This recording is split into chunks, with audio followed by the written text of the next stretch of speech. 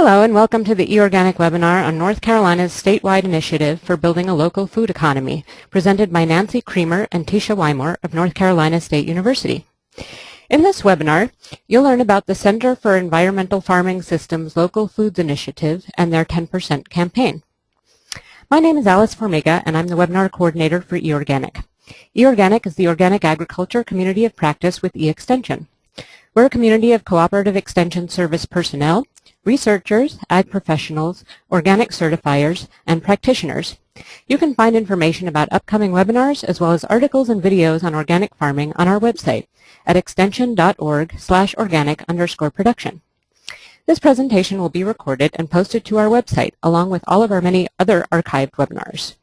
The slides from the webinar will also be posted as a PDF file.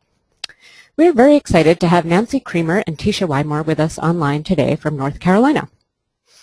Nancy is the director of the Center for Environmental Farming Systems at North Carolina State, and Teisha is the campaign manager for the 10% campaign. The campaign, which was recently launched in July 2010, is already tracking more than $3 million spent in local foods. After their 45-minute presentation, you will have the chance to ask them questions. If you have a question, you can simply type it into the question box on your screen and hit return. If you don't see the question box, click the small plus sign next to the word question on your control panel to open it up. We'll read the questions out loud and answer as many as we have time for in the 30-minute question period following the presentation. Well, now I'm going to hand the controls over to Nancy Creamer. Well, thank you for having us and for inviting us. We're excited to be here and share a little bit about what's been happening here in North Carolina. We're really excited about the partnerships that have been built and the way that organizations and agencies and individuals from across various food system sectors are working together. This includes working across scales, big agriculture, ag in the middle, small ag, across types of agriculture, including conventional, sustainable, and organic. Muted. Folks motivated by different things, whether it be economic development and job creation, or health and wellness, environmental sustainability, rural revitalization, or food security, and both from a hunger and access standpoint when I talk about food security, and also from a national security standpoint. So what we're going to do today is first, I'm going to give you a little bit of a brief background about our Center for Environmental Farming Systems, and then discuss our statewide initiative to develop a statewide action guide. And I'll talk a little bit about the process and the importance of developing partnerships, because I think the process that we went through is really helping us successfully implement now some of the major actions in our action guide. And then Teisha is going to be energizing you all with her description of our 10% campaign.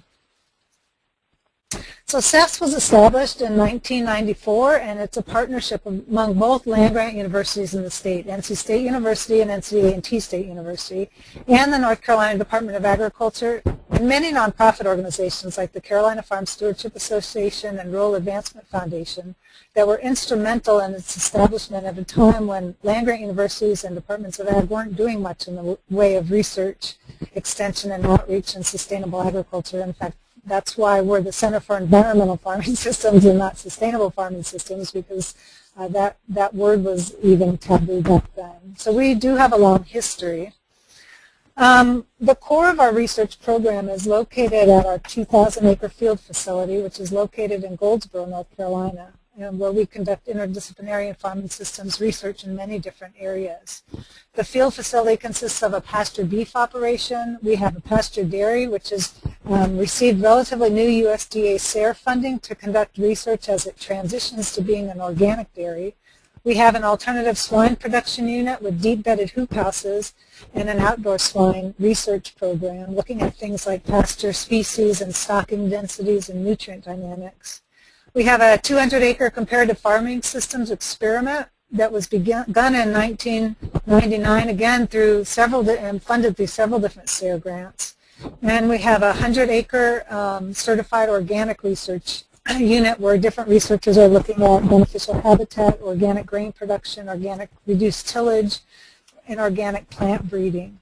And then we have a very diversified organic small farm unit where we're integrating animals, fruits and vegetables, and other rotational crops. And we use that a lot for some of the kit activities and demonstration. So the site is not only used for research, but we also serves as a demonstration site for farmers, extension agents, and educators. We also have a lot of programs now engaging young people, which we define loosely as folks under 30. And the older I get, the higher that, the more we include in the young people department. We have several things going on. We have a farm apprenticeship program at the site. We have an internship program for mostly undergrad students that come from all over the country and the world, really, to spend 8 weeks there at the field facility. We have an agroecology program under the direction of Dr. Michelle Schroeder, which is a minor program at NC State University, being developed now into a major program. We are working on developing, I think, the nation's first food policy council for youth and led by youth that will be statewide, and also in cooperation with 4-H. We were just became one of the 10 food corps states where we'll be bringing in AmeriCorps type volunteers working on school gardens. But mostly what I'm going to talk about today is our initiative developing a sustainable local food economy, where we're trying to connect industries, businesses, consumers, and farmers in a farm-to-fork approach. And I'll talk to you about how and why we got started in that. In 2005, we launched an initiative that really steered us towards this statewide work. This was a project called North Carolina Choices, and it was funded by the W.K. Kellogg Foundation and focused really on bringing sustainably produced pork to market. And while we had plenty of farmers who were already or were willing to produce for this market and plenty of consumer demand, in fact, we had partnered with a lot of the major environmental groups in the state that had been fighting conventional production, and we kind of struck a deal with them. If we facilitate it being raised in a way that could meet their environmental ethic, then they would have to be the market for this and buy it and steer the production that way. But what we learned through all that was, in spite of having the producers and in spite of having the markets, there were all kinds of things in the middle, the infrastructure that was missing or broken. So it was really impossible to get those products to market without a lot of work. So here we were, the second largest pork producing state in the nation, and there were very few places that a small-scale pork producer could bring their animals for processing, and no place for some of the value-added processing, like making bacon. Not to mention there were issues along the entire supply chain, aggregators, distributors, and all that were missing. So this is just to reiterate, because as we all work to rebuild the needed infrastructure to regionalize and localize our food system, which I think is one of the most important things we can be doing when it comes to environmental sustainability and rural revitalization and food security, this is where the job creation and economic development potential comes in. We need so much in the state, really across the country, when it comes to regionalizing our food system. For example, with slaughter and processing, there is only one place statewide that small producers can bring poultry for slaughter, though we're #1 in poultry production. And there's a tremendous growth in demand for local meat here in North Carolina. There's been a 3-fold increase in just 4 years of the number of farmers that have meat handling licenses so that they can sell at farmers markets and other venues, and we're now up to 500 of those producers. On the vegetable side, we have very little flash freeze capacity or light processing for other foods that might be able to make their way into our school kitchens if we had that. So just keep in mind, as you're selling this kind of work to your states and your county commissioners, this is really where the economic development and job creation comes from. So as we looked around the state, you know, we have a long history in the state of just some amazing organizations and agencies that have been working in aspects of local food systems for many years. So that really wasn't the problem. But we of course, because we're all individual organizations and we're all in different parts of the state, you know, we weren't coordinated, and it was a very piecemeal approach. So while we might have a incubator farm in one part of the state and a new market in another part of the state and a new shared use kitchen in another, we just didn't have the momentum to really, as a state, comprehensively build the local food economy. And several of the funders in our state who've been funding initiatives were asking, we've been putting money into this sort of thing for a lot of years, but we don't feel like we're getting anywhere, even though we have many successful individual projects. So several of those funders funded us to develop a strategic plan. So on the other end of things, many were now coming to the table seeing local foods and sustainable ag really at the heart of rural revitalization and economic development, as I mentioned, job creation, better health and nutrition. For those of you on the line who have been involved in this for a lot of years, like I have, it's really different now. As it started as an environmental movement, which I think is key to it, that argument it just doesn't resonate as broadly as some of these other arguments for why we need to do this. So in North Carolina, some of the statistics that we use in making the case here, or other people are using, food is something we require every day, of course, and in North Carolina we spend $35 billion a year on food. And the huge majority of that is spent on products that are shipped from out of state, of course. And so that money, a lot of the money leaves to support other farmers and other processors and distributors. But at the same time, according to Packaged Facts, 70% of consumers now want to know where their food comes from, who's growing it, and they're actually willing to pay more for it. So research has shown that money spent on locally owned businesses has a multiplier effect and has been able to generate higher amounts of wealth, jobs, and income from the community than investing in non-locally owned businesses. And of course, it makes intuitive sense because local businesses often spend more money on local labor and local inputs and local services and local professionals. And so that money circulates. In North Carolina, at the same time, we have very high rates of food-related diseases like obesity and type 2 diabetes and heart disease. In fact, we're the 10th highest state in obesity nationally. 65% of adults in North Carolina and 28% of kids are either obese or overweight. And nearly 10% of our population suffers from diabetes. So comprehensively, just treating obesity and diabetes in North Carolina costs the state $5 billion. So when you look at long-term economic development and how much we're investing, to make more local and fresh farm products available not only can spur economic development now, but it can help reduce the long-term health care costs. So our statewide initiative was launched in 2008, and really the goal was to develop a statewide action plan that would describe the current food system, highlight important successful models in the state, and there are many of them, and then really prioritize policies and programs for both the private and the public sectors, and sometimes a combination. And the work was funded by the Golden Leaf Foundation in North Carolina, which is where a lot of our tobacco resettlement money has gone. The Z. Smith Reynolds Foundation, the North Carolina Rural Center, and the W.K. Kellogg Foundation.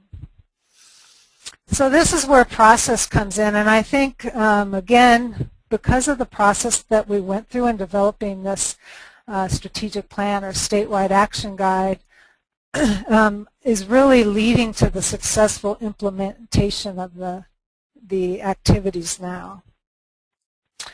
So the first thing that we did was establish an advisory committee, and you can see that we had more than 80 people on it, and that's a lot of people. And that's because once you have one of everything that's involved in the food system, it gets to be a very large committee. And we really got guidance from them before we launched the initiative and got their feedback on how we were going to go about this. And then we organized regional meetings across the state. We were going to have 3 of them, but we were really overwhelmed with the response and the number of people who wanted to participate, and ended up having 6 of them, and all of them, I think, had more than 100 people at them. And these were very strategic meetings. We had a wonderful facilitation team, and it made a tremendous difference. So my advice to you would be, if you're going to do something like this, the facilitation is really important in it. And so we got very useful information out of those meetings. They were very well structured for exactly what information we wanted. And just to give you an example, I'm sure a lot of you have been involved in meetings before. maybe for years and years like I have, where you get just completely bogged down in the definition side of things. You know, what does local mean? What does sustainable mean? And so the way we address that in the beginning of all these meetings, our facilitating team just put up, you know, white pieces of paper and asked the question, you know, what does local mean to you? How do you define local? And people would, you know, shout out what it meant to them, and they were written down, and everybody got to hear just kind of generally for 5 minutes what local meant to people and what sustainable meant to people. And then we put it away. And then we were able to have really productive meetings without getting lost in the quagmire of the definition. So it worked really well. So we took all the information out of those regional meetings and we looked at it. What were the kind of the big hurdling and stumbling blocks in the state? What were the issues we had to address?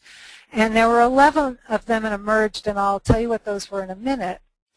So then we put together 11 working issue teams that were made up of very small groups, maybe 10 people, of folks who were really steeped in the issue, who could really drill down into what we needed to do. For example, we had a working issue team on institutional markets, and so the person who led that was Maurice Toddy, who is the head of buying for Compass Group, which is the largest food service company in the world based in Charlotte here. So he really understands this issue, and the other folks on that team did too. And another strategy that I thought worked very well for us was we asked each of the working issue teams to develop game changer ideas. And we defined those as what was the next big thing that the state could do in that particular area that would move it forward significantly in a 2 to 3 year time frame. And I think this was really brilliant on our facilitators' part because it really helped prioritize and boil down to some important actionable items that we could get done in a pretty quick period. Of course, all the other ideas emerged and they're captured in our statewide action guide, but we really didn't want to come out with a long laundry list of things that sat on the shelf. We wanted them to be things that we could get to work on right away. So once we had all the game changers, we hosted a summit that was statewide. It sold out probably a month before we hosted it. This is our, you can see on the left is our governor who came, and she was really advocating for this, thought it was really important to the state. So that was a nice thing to come out of that. The working issues teams, one was formalizing the initiative. You know, the foundations and baselines. How do we move, once we have all this momentum and people working together, how do we keep the whole thing moving forward? There was one on farm to school, one on institutional and retail markets, one on public health and food access disparities, one on direct markets, one on new and transitioning farmer support, one on community gardens, one on land use and local government initiatives, one on youth and social networking, one on consumer outreach and marketing, and in fact the 10% campaign is the game changer idea for that particular initiative, that particular working issue team, and you'll hear all about that. And then one on processing and other physical infrastructure. Again, these are the big topic areas that came out of all of the regional meetings. So we do have a statewide action guide, and I have the link there to it that you can get to it. It's all downloadable. It's also, we have some hard copies. We also, coming out of the initiative, now have a very active listserv of people across the state who are very engaged in this issue, as well as a directory of food systems activities so people can find each other and know what's going on. Just to stress the partnership side of this, this was a very broad base of folks that came to the summit and participated in the regional meetings. And again, I think is key to us being able to implement some of these things now. You can see the list. You know, we had lots of government officials, we had nutritionists and farmers and farm organizations, and anti-hunger groups and faith-based organizations and youth-based organizations, economic development, developers, funding partners, et cetera, et cetera. And I guess this list here just kind of characterizes when we had planned the summit in March, and as If you know North Carolina, you know that it almost never snows here, and it really never snows in March. But darn if we didn't get snowed out the day before the summit that we had planned. And you know, we had already spent all the money on the local food and all the things that we had to do to put it in place. But the demand for the summit, people were really, you have to do this again after all this work across the state. And so we just put out a blurb on the listserv saying, you know, if we're going to do this, we need funds. And a lot of folks very graciously stepped forward and helped us fund it again. And I put this list up here because you can see, you know, the types of organizations from conventional agriculture to sustainable agriculture, the finance, Blue Cross Blue Shield in North Carolina, very interested from a health standpoint. Compass Group, again, the largest food service company in the world. The Association of County Commissioners looking at economic development. Even the military was very interested in Fort Bragg area. They have a Feed the Forces initiative trying to use the land around Fort Bragg and encouraging those farms to survive. And one of their ideas is through local foods. So what's come out of this today? The game changer idea for the foundations and baselines group was to establish a sustainable local food policy council through legislation. And so many of us worked very hard, and in 2009 did get a bill passed and signed into law in North Carolina. And I'm just going to read you a little bit of the purpose because I just think it's a great purpose. We're going to establish a Sustainable Local Food Advisory Council to create jobs, stimulate statewide economic development, circulating money from local food sales within local communities, preserving open space, decreasing the use of fossil fuel and thus reducing carbon emissions, preserving and protecting the natural environment, increasing consumer access to fresh and nutritious foods, providing greater food security for all North Carolinians. And to me, that's just a wonderful purpose. And so we have the council in place. There's 22 of us on the council. The Commissioner of Ag chairs the council. I'm the vice chair. There's the state health director is on the council. The Secretary of Commerce is on the council, and then lots of other food system leaders, producers. And so we're able now to work on a lot of the other game changer ideas. But it's not just the council working on them. A lot of the organizations that have been engaged so far are also working on the game changer ideas in various capacities. Things that have emerged, you know, whole farm gap certification so that small and mid-scale farmers can afford to be gap certified and get into some of these new institutional markets as they're developed. Addressing the regulatory framework, doing a statewide food assessment, farm to school, a lot of things that group and others are working on, and some major wins. I don't have enough time to go through some of the other major wins that have come out of this so far because I want to give Teisha ample time to talk about the 10% campaign.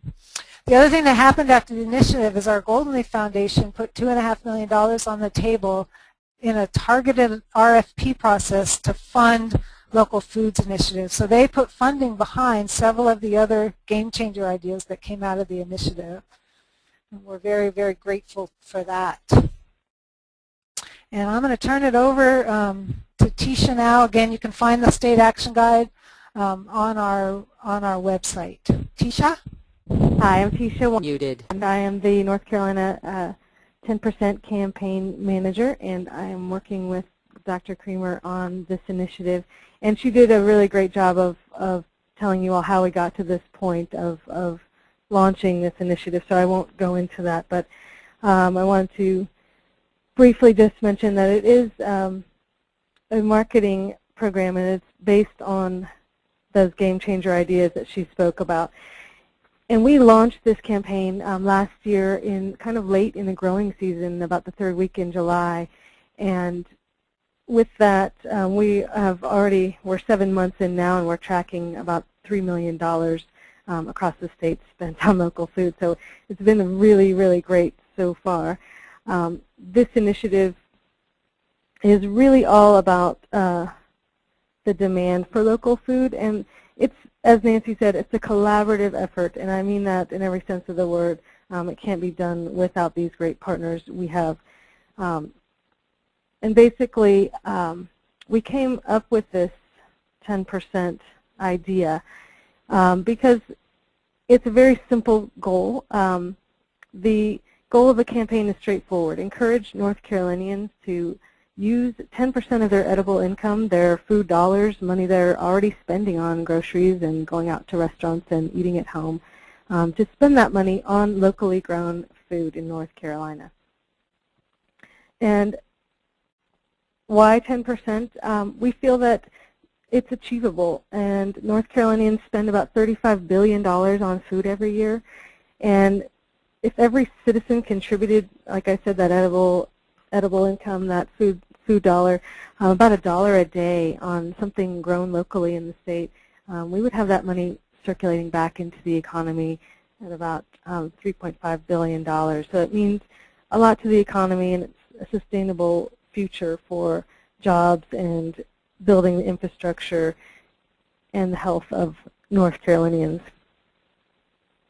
Now I'm going to go into some of the key components of the campaign. This is really critical. Nancy mentioned to you our partners, which are the bread and butter here. North Carolina Cooperative Extension is a big part of our success, and the integration of this campaign through Cooperative Extension is really key here. It's county-based, extension-led programming at a statewide level that have really helped drive this program into the communities. And in fact, so much that Cooperative Extension has designated a local food coordinator in every single county, and that's 100 counties in North Carolina. And those on-the-ground experts are working every day with the communities and help building relationships and help blend this collaboration at that local level. Another one of our really strong partnerships are the institutional partners, and Nancy mentioned Compass Food Group, though have been really instrumental in helping us address barriers and issues for institutional buyers, as well as Compass's own commitment to support and source and serve 10% local produce in all of their North Carolina venues. They serve to schools, universities, and institutions like hospitals, and we work with a lot of those, and they've been really helpful in getting us started in that university sector and the school sector. And this has been tremendous in terms of addressing that piece of the pie. We're also unique in another way, and that is that this is a 21st century solution. We're web-based. We are tracking data through a web portal, and that data calculator is the cornerstone of how this all works, and I'll show you that in a minute. But first, the program, like I mentioned, when an individual or person joins the campaign, they can join it through the website, and they are asked a few simple questions when they get started, and I'll go ahead and show you how that works in a second. Basically, a business, when they start, they can also join through a website, but they are handled a little bit different. Let's say a local garden shop wants to sign up, and they will start through the web. They can join through the website. The process that happens in the background is quite complex in terms of the web technology.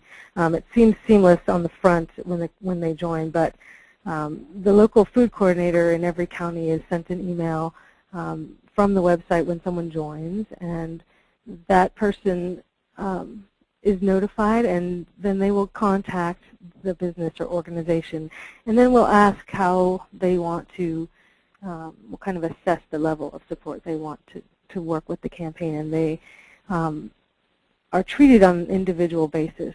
And each business is called a partner, and those partners are able to support the campaign in 3 different ways.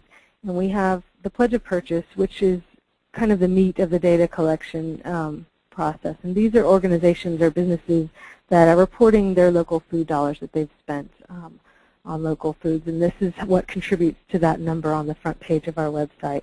Very important, very, very nice to have those numbers. And we work with these guys individually, meaning each one is connected with a local food coordinator in their county and works directly with them.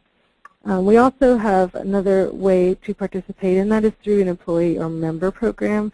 And these partners are organizations or businesses that will facilitate an event or promote the campaign through to their employees to sign up as individuals.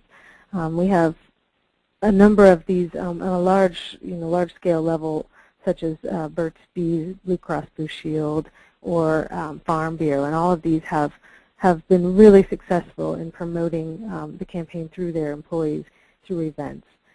And finally, a business can sign up as a promotional partner, an outreach partner, and this is geared towards any business, whether it's a food business or a garden shop or a coffee shop down the street. Basically, anyone who's interested in sustainable agriculture and supporting local food in North Carolina's food economy is partnered with us in this way. And these have been really thriving in terms of getting the message out to the consumers and forming that awareness.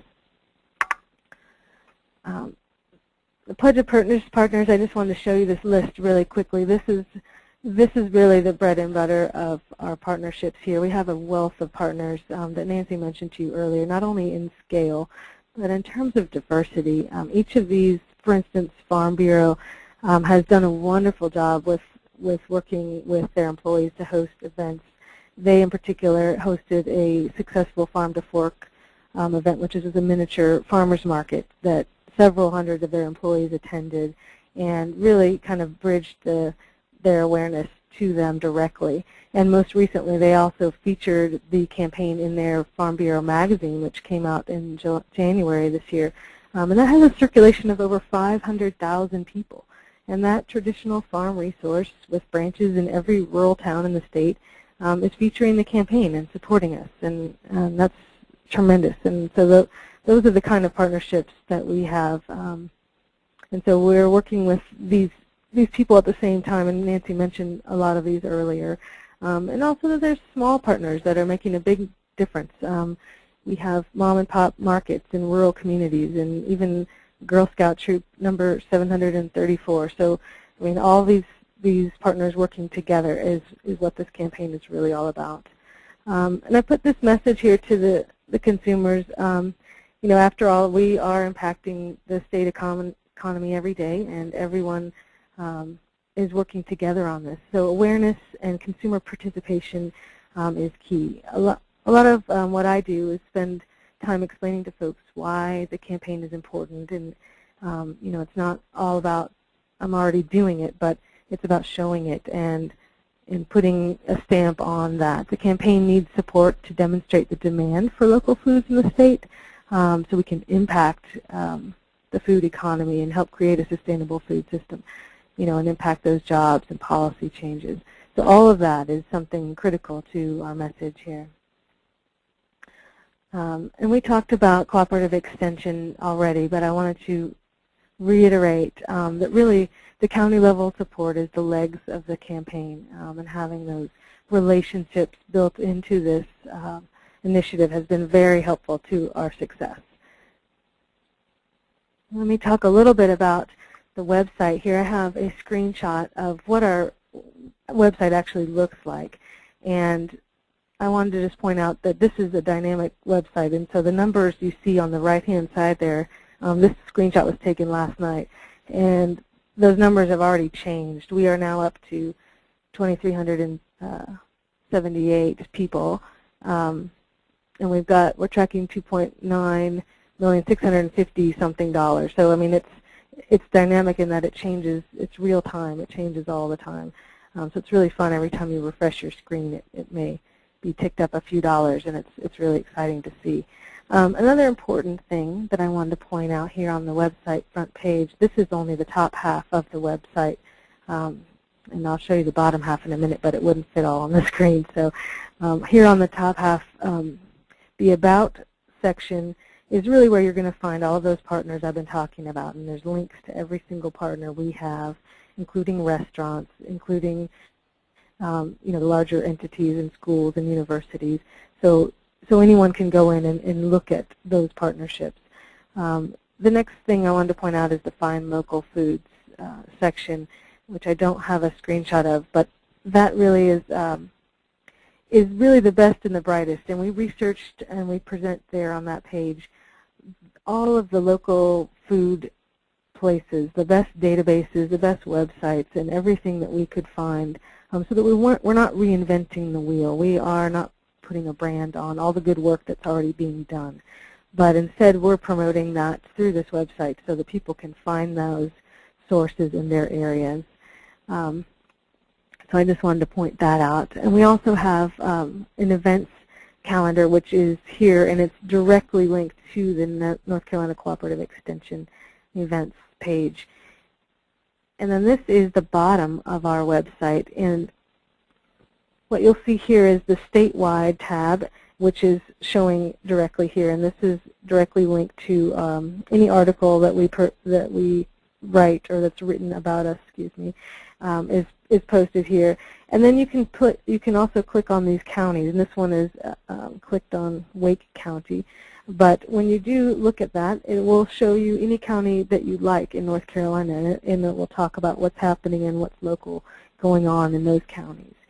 And then on the right is our social media news feed, and that is directly linked to our Facebook and our Twitter accounts.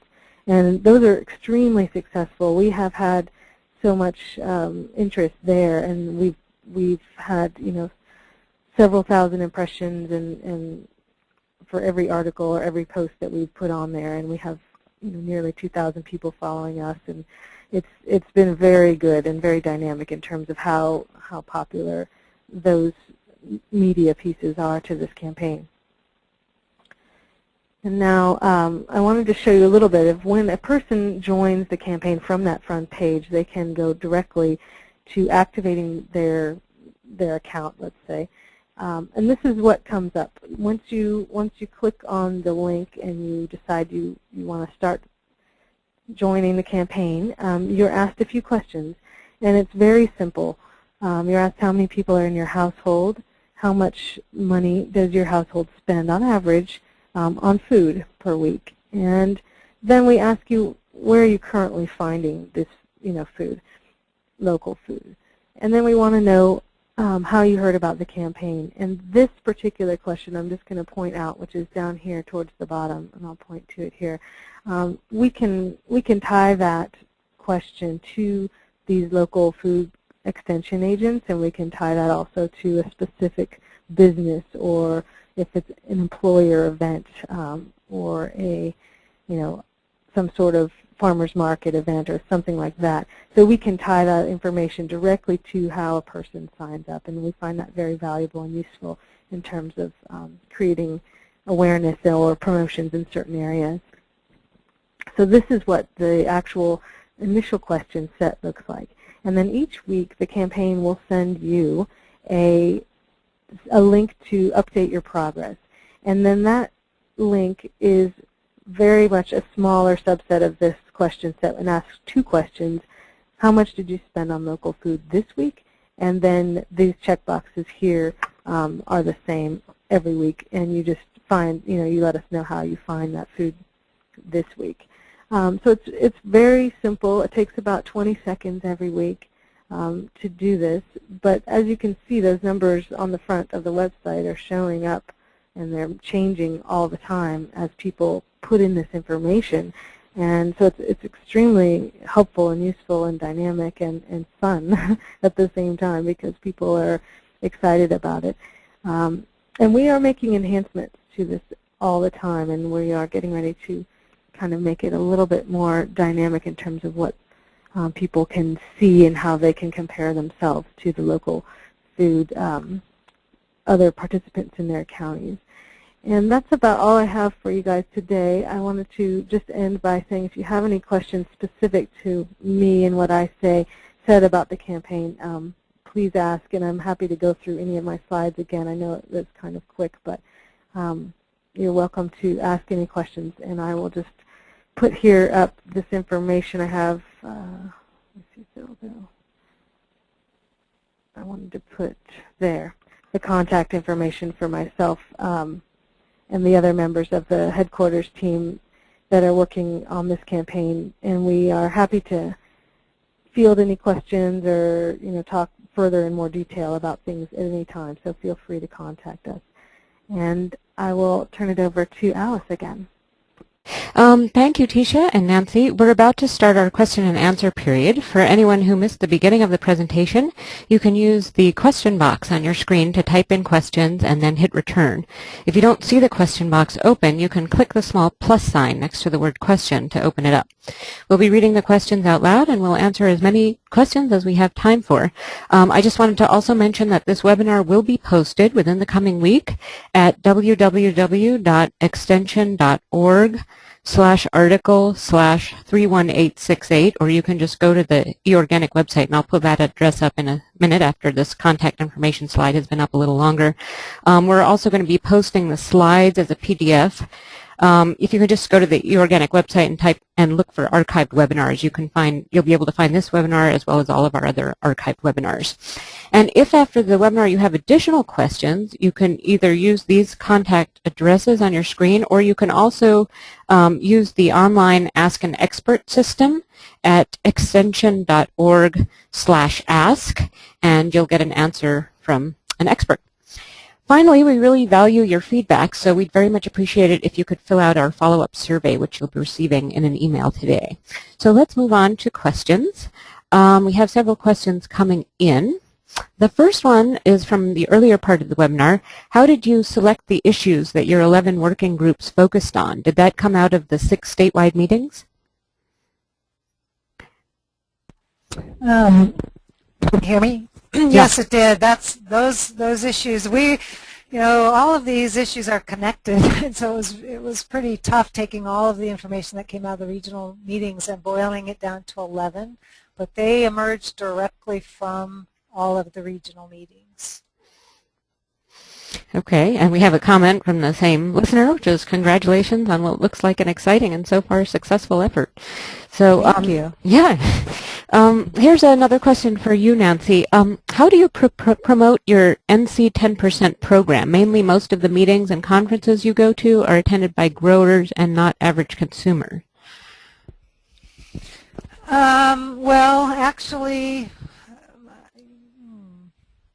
I don't know that that's true anymore. It used to be true for me personally that I spoke more at growers meetings, but I don't think that's true anymore because of the interest and because consumers are coming at this from all those different categories. Like I mentioned, they're coming at it from an interest in health, an interest in economic development, and so all of the 10% team really gets invited to go to all kinds of consumer events that are happening.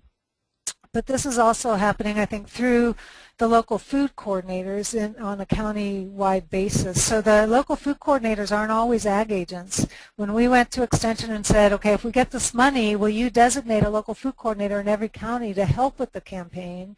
And they were willing to do that, which was just amazing, and it's been wonderful.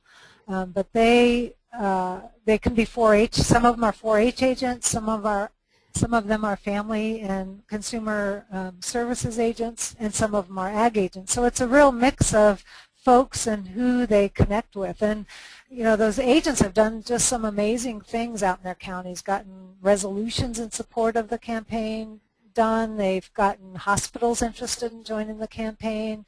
They've brought us the interest of a grocery store chain with, Teisha, 29 stores that are going to sign on to help make local food more available to individual consumers who want to meet their 10% pledge. So I would say it's definitely reaching out now beyond.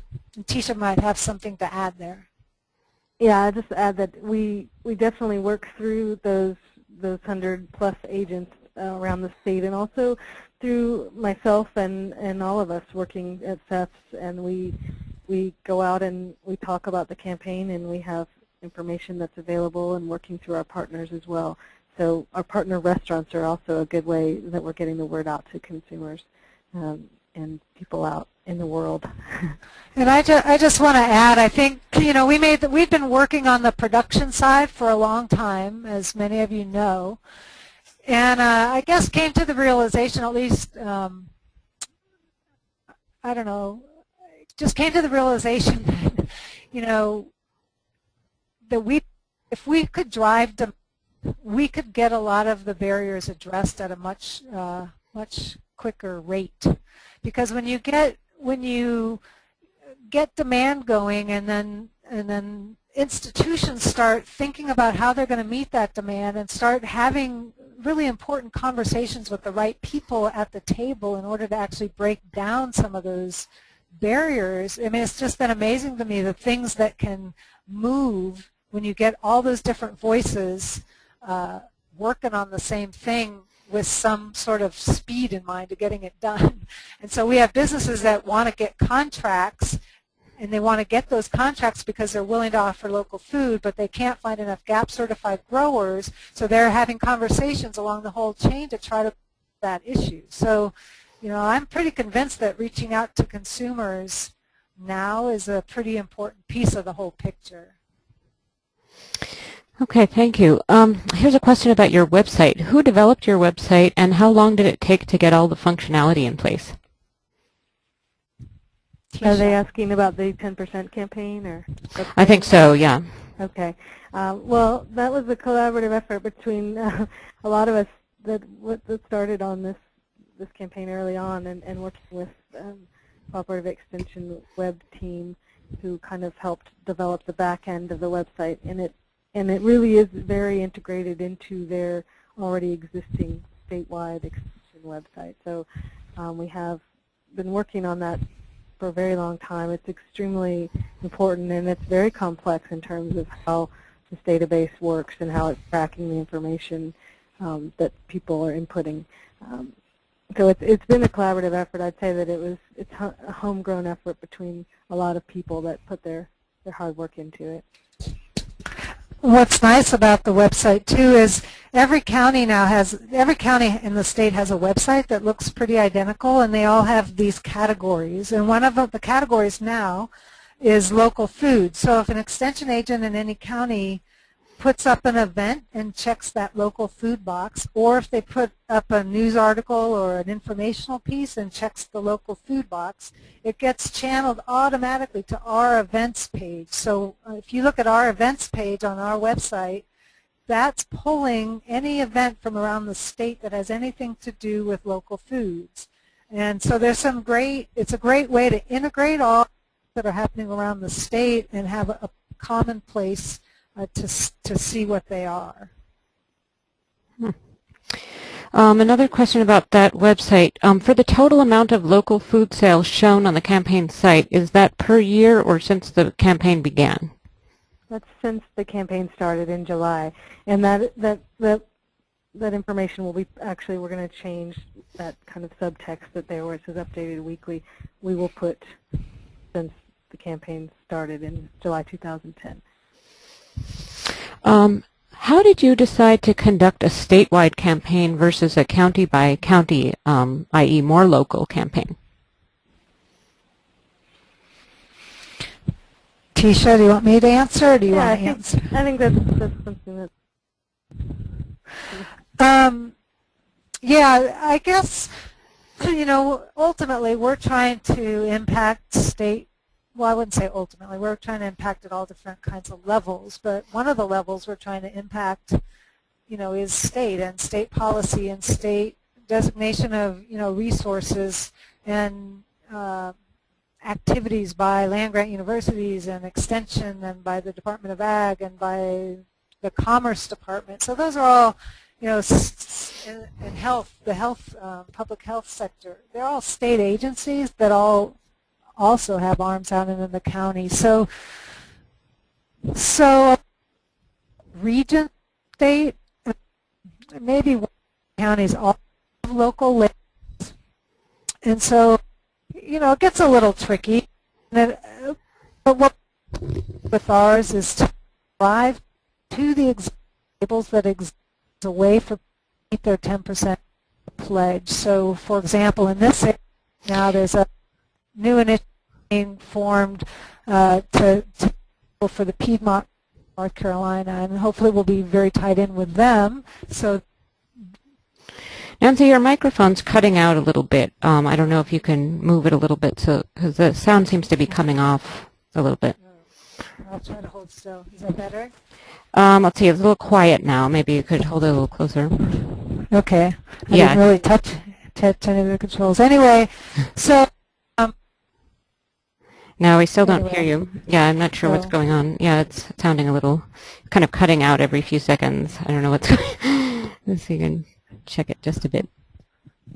well, maybe there's another question for Teisha then. Okay, yeah, maybe you can work that out. Okay, well, let me see if either of you know, there are a couple questions about whether any other states are modeling advisory councils after this one, or if it's just the first of its kind. And someone else wanted to know if there's any kind of comparable system in South Carolina. Good question. I think Go ahead, Nancy. well, I'll let you address the campaign part, Teisha, but South Carolina, I believe, does have a local food council. I'm not sure exactly how it came about and if it was an executive order or if it's also legislative. I know that we have sent our legislation to a couple different states that are modeling it for their states. And there are a lot of times, and I understand why now. Can you guys hear me now? Yeah, it's much better. Okay.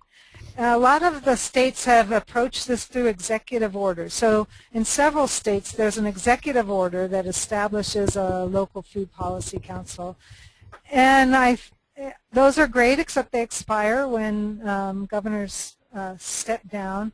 They're all what we realized through this is they're actually a lot easier to implement. I think getting the legislation through became quite tricky. And the reason is because, we had just engaged hundreds of organizations around the state in this whole process, and they were all very excited. And then now we're going to have a council that only had, 22 people on it. And so all of the organizations that were not going to have a spot were really, worried about the council, or not worried about it, but, they wanted to be on the council. And so it became really kind of tricky negotiating all that and trying to get it through the legislation, which we did really just in the nick of time. But I think it was indicative because so many people cared about it across all those sectors, and they wanted to be very well represented, which is a really good thing. And we're working, hopefully through subcommittees of that council to make sure that we keep the broad representation, but also to get county-based councils or regional-based councils going. And so we have in the southeast region of the state, there's a council. Cabarrus County has a council. There's several local county-based food policy councils emerging to deal with these issues at a local level. And the vision would be is that those folks would feed in information into the statewide council. In fact, we have a reserved spot already at every meeting to hear from one of the local councils. Okay, we have quite a few more questions coming in. Here's one about how you engaged Extension so fully. What primary things could you point to that nurtured that connection and resource? Teisha, you want to take this one because you've been working with trainings and really all the outreach with them. Yeah, I think it was inherent also in the proposal and how it started, right? So that's really it was the whole project was started with them in mind and with the whole extension partnership in mind. But what we've been doing is engaging them on a lot of different ways and trying to.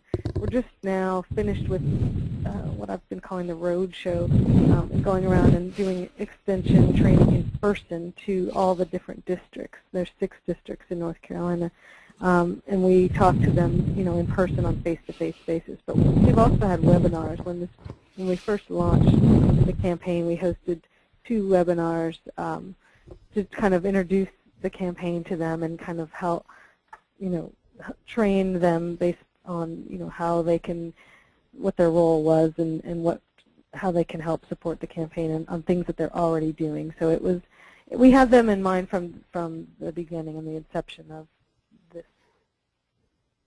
Is that right, Nancy? Okay. Do you have any strategies for measuring outcomes outside of self-reported information? Like,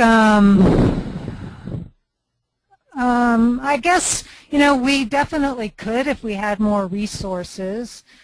Most of the time this kind of data collection is self-reported, even at the federal census level, it's self-reported or comes from, tax forms, which of course we know the accuracy of those often. And so I guess we feel like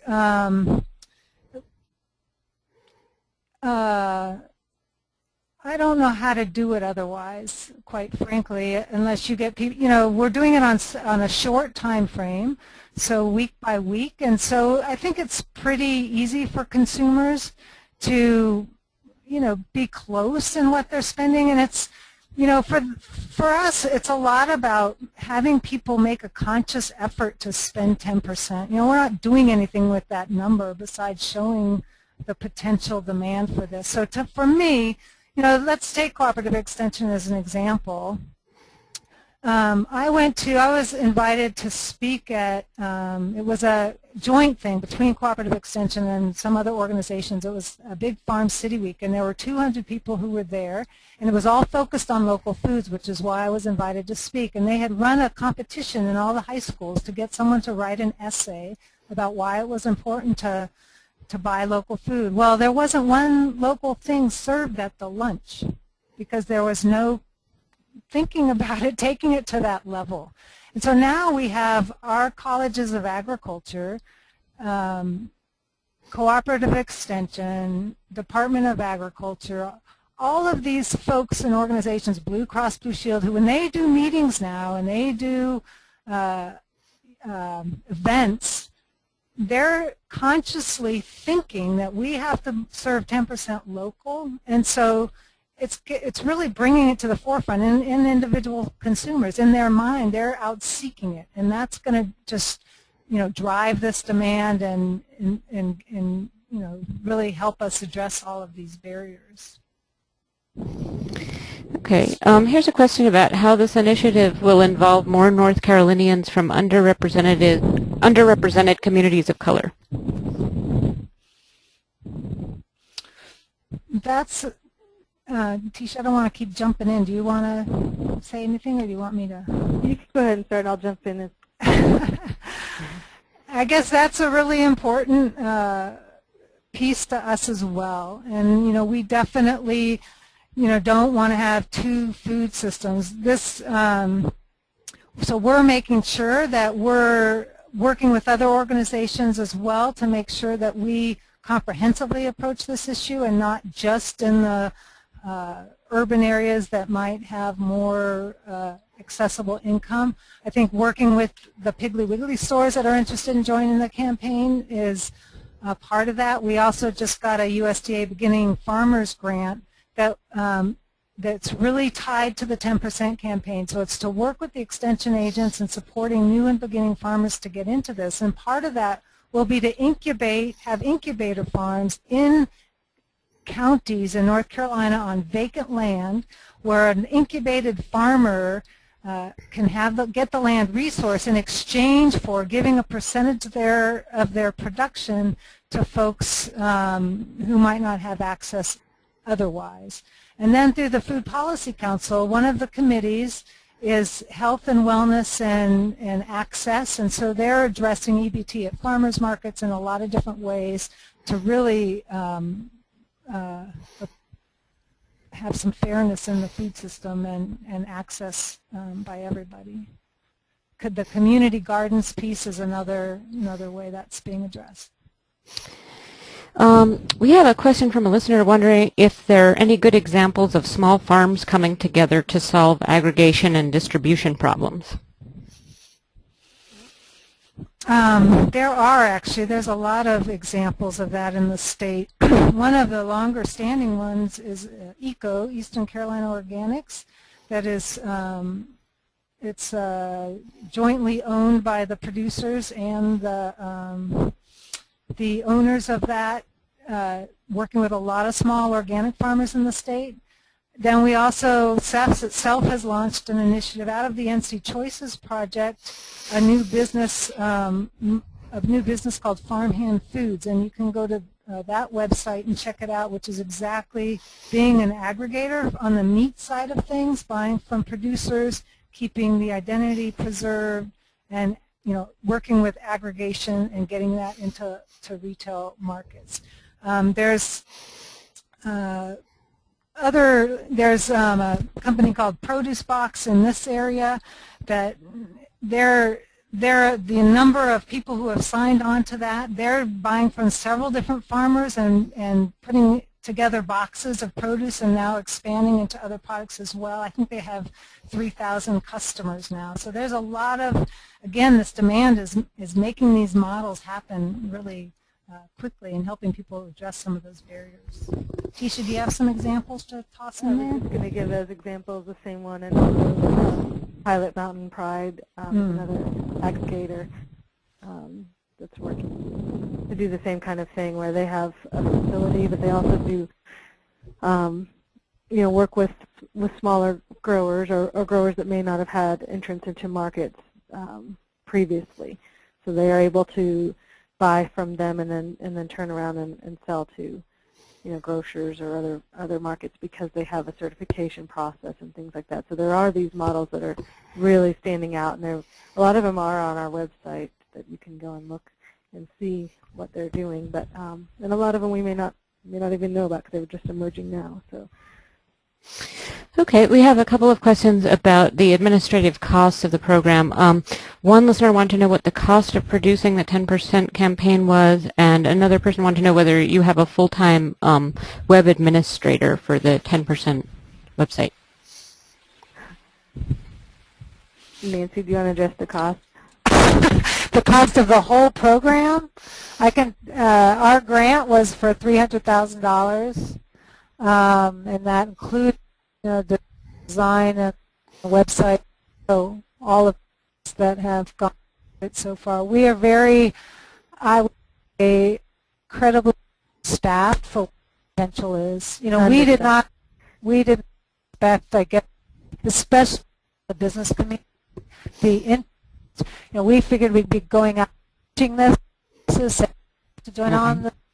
Your microphone's cutting. I'm sorry to interrupt, Nancy, but your microphone's cutting in and out. I don't know if you can do anything there. Or maybe hold it a little further away. It's on my headset. I'm not really doing anything, but I don't know. Okay. Someone's bringing me another headset. So okay. Well, this is sounding okay now, so maybe just having it a little further away is helpful. Sorry to keep interrupting. That's okay. Yeah. Anyway, so where was I? Teisha, do you have I can't. Well, in terms of, I can just talk to the whole website. The whole funding part of it was included, the website development, the administration part. My position is full-time. We have a part-time person, and now we've brought on another full-time student. We also have an evaluation piece for this, so part of the funding goes into that cost as well on evaluating the program. And so we do have all those administrative costs under that umbrella. So, and that includes marketing as well. So everything that we develop in terms of our promotional, things and everything, we have tote bags and T-shirts, and all of that comes out of that one funding amount. So it's, for a statewide campaign, it's under-resourced at this point, but we're doing really, really well in terms of how much reach we have, and we're very thankful for that. Yeah, the local food coordinators also have gotten a lot of articles in their local newspapers, and I guess what I was saying before was, if we, to me it's just amazing the potential in this. If we had the time to really reach out more than we do, because so many folks are interested. The time is ripe, and I think that that's probably the case in all of your states. So it's a very exciting time. We had a question about how accommodating are the local food system and markets to conventional growers. Is local interpreted as eOrganic, as organic produce, or are conventional growers part of it as well?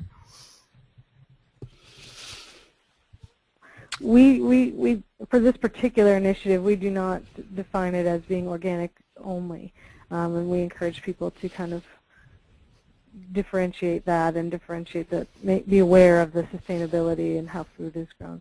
But we don't differentiate that for this. It's just local as in terms of North Carolina growers and supporting that food economy now.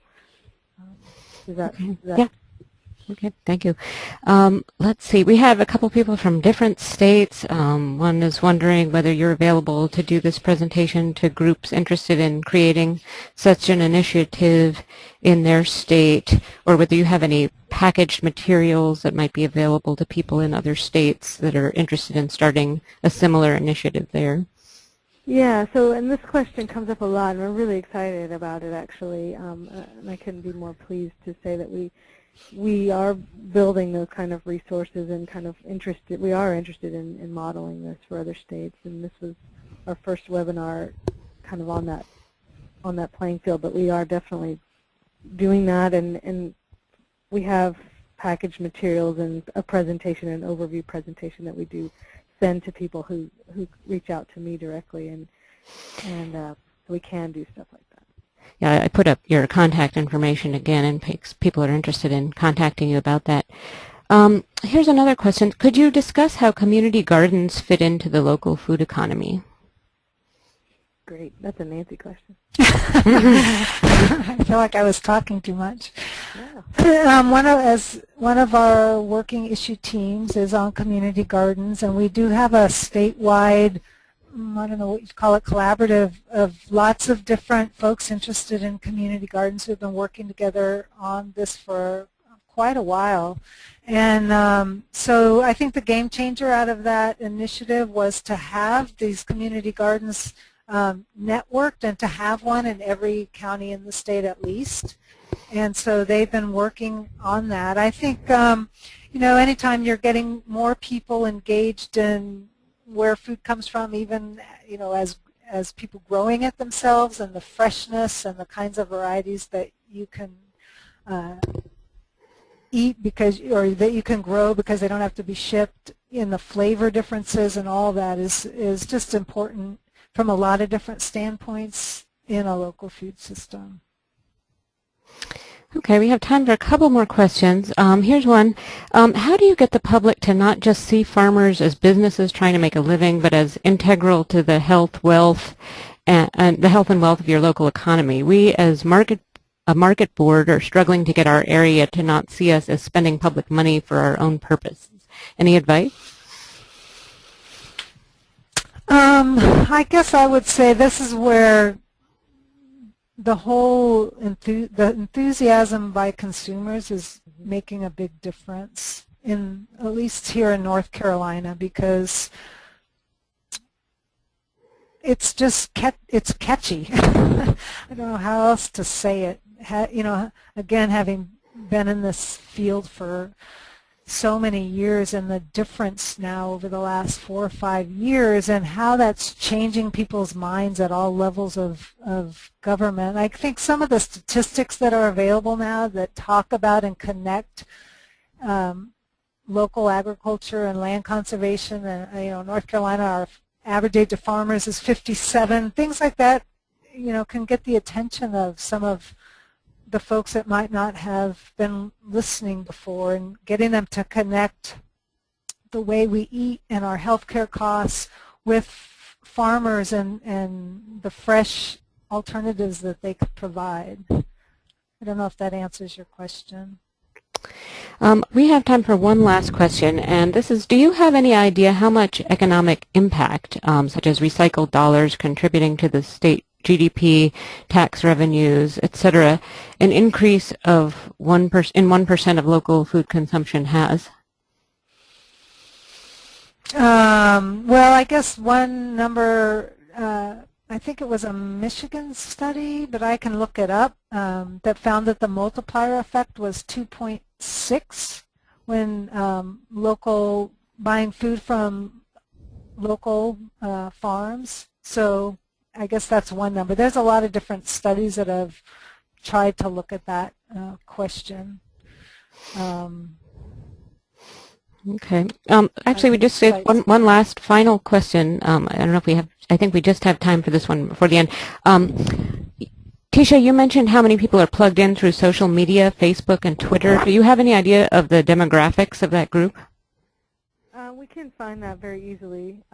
We do not, but Facebook has an analytics. Google also has an analytical, thing. So we can find that information.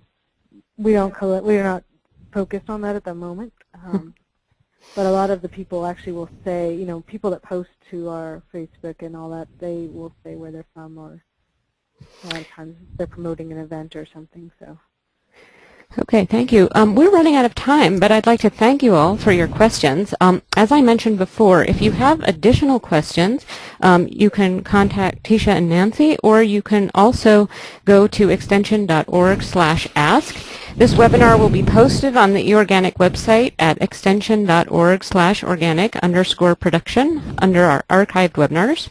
Thank you so much for coming again today, Nancy and Teisha, and for a great presentation, and thank you all for joining us. Thanks for having us. Thank you.